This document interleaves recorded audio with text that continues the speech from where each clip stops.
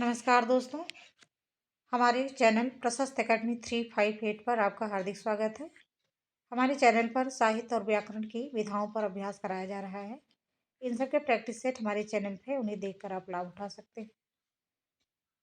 यहाँ हम आदिकाल के प्रमुख तथ्यों को देख रहे हैं। इसमें जो है सिद्ध साहित्य तक पूरा हो चुका है। अब नाथ साहित्य को देखेंगे, उसके बाद जैन साहित्य, रासो साहित्य, इसी तरह से जो है भक्ति काल और रीति काल, आधुनिक काल के प्रमुख तथ्यों को हम देखेंगे। उसके बाद प्रश्नों को हल करेंगे। इसमें नाथ साहित्य है। पहले हम नाथ साहित्य की विशेषता देख लें।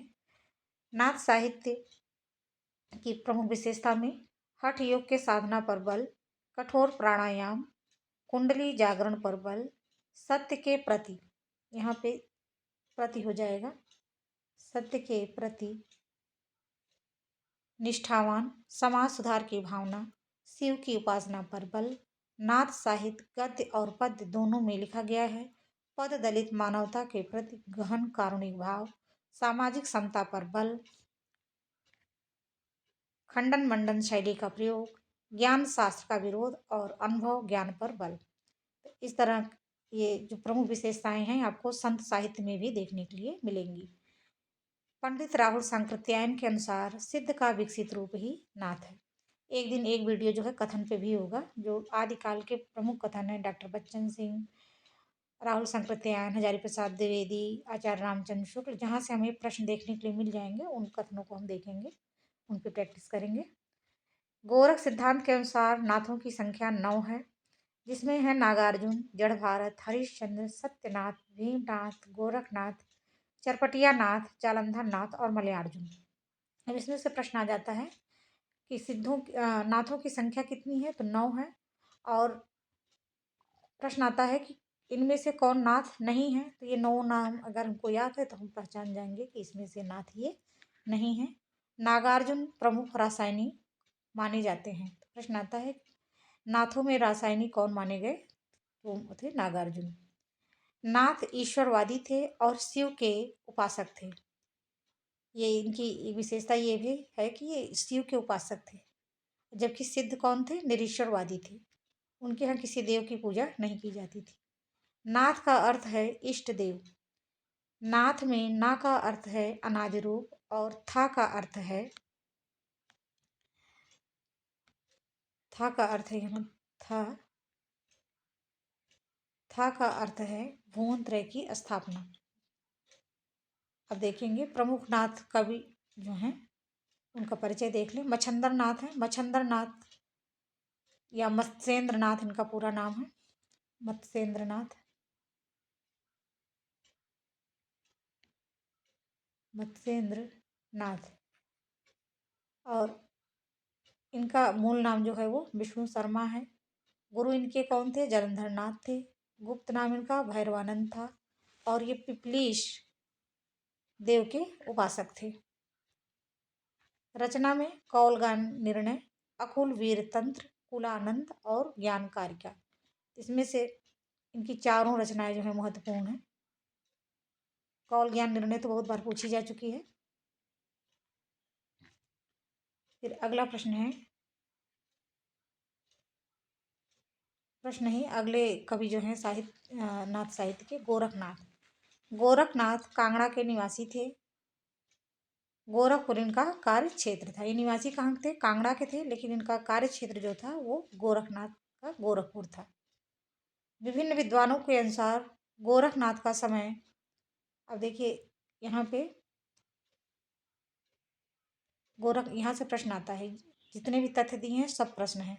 राहुल सांकृत्यायन के अनुसार 845 ईस्वी, हजारी प्रसाद द्विवेदी 9वीं शताब्दी का मानते हैं। डॉक्टर राम कुमार वर्मा और रामचंद्र शुक्ल इन्हें 13वीं शताब्दी का मानते हैं। और पीताम्बर दत्त बड़थवाल 11वीं शताब्दी का मानते हैं। प्रश्न एक विद्वान के अनुसार भी आ सकता है और क्रम लगाने के लिए भी आ सकता है। तो ये चारों जो है प्रश्न ही हैं, इन्हें ध्यान से देखेंगे हम। मिश्र बंधु गोरखनाथ को हिंदी का प्रथम गद्य लेखक मानते हैं। पीताम्बर दत्त ने उनकी पुस्तकों की संख्या कितनी मानी है, 40 मानी है। हजारी प्रसाद द्विवेदी उनकी पुस्तकों की संख्या 28 मानते हैं। रामचंद्र शुक्ल उनकी पुस्तकों की संख्या कितनी मानते हैं, ये कमेंट करके आप बताएंगे। गोरखनाथ की जो प्रमुख पुस्तकें हैं उनको हम देख लें। शब्दी, शिष्य दर्शन, प्राण संकली, नरवय बोध, अभय मात्रा जोग, आत्मबोध, निरंजन पुराण, विराट पुराण, योग चिंतामणि, शक्ति संगम तंत्र, 15 तिथि, सप्तवार, रोमावली, ज्ञान तिलक, पंचमात्रा है, पंचमात्रा, ये इनकी रचनाएं हैं। सारे मतभेदों से ऊपर उठकर देश को धार्मिक एक सूत्र में बांधा, ये किसने कहा, डॉक्टर बच्चन सिंह ने। ये बच्चन सिंह का कथन है, सारे मतभेदों के ऊपर उठकर देश को धार्मिक एक सूत्र में बांधा, डॉक्टर बच्चन सिंह। थोड़ी मिस प्रिंटिंग है लेकिन इतनी चीज़ों को हम समझ लेंगे।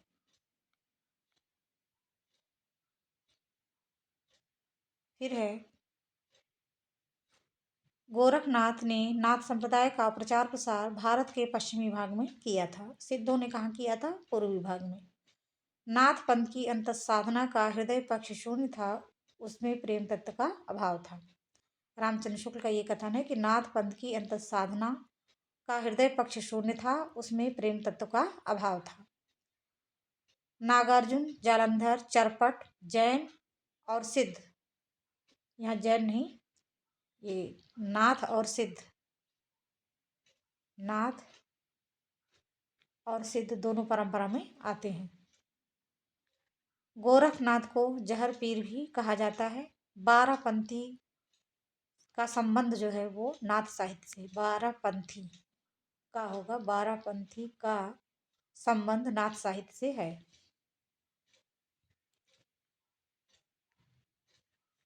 1930 ईस्वी में पीताम्बर दत्त पर्थवाल ने गोरखबानी का संपादन किया था। अब जालंधर नाथ के बारे में देखिए। जालंधर नाथ को बालानाथ के नाम से भी जाना जाता है। ये प्रश्न आता है कि बालानाथ का मूल नाम क्या था, तो जालंधर नाथ था।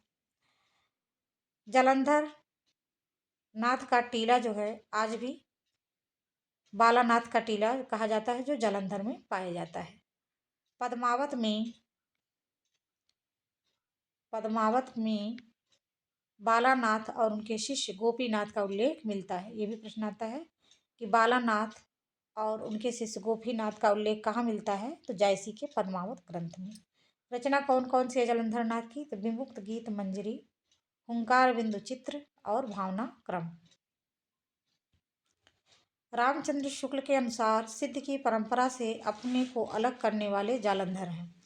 पहले जालंधर ही अपने को सिद्धों की परंपरा से अलग करते हैं। चौरंगी नाथ, इनका नाम क्या था, पूरन भगत के नाम से इनको जाना जाता है और राजा शालिवाहन के ये पुत्र थे।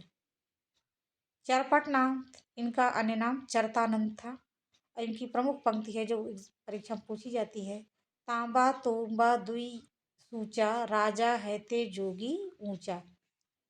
इस तरह से ये जो है नाथ साहित्य हमारा समाप्त होता है। प्रश्नों के माध्यम से कथन और जो महत्वपूर्ण प्रश्न हैं उन पे हम प्रैक्टिस करेंगे और कल के क्लास में हम रासो साहित्य के बारे में देखेंगे। धन्यवाद।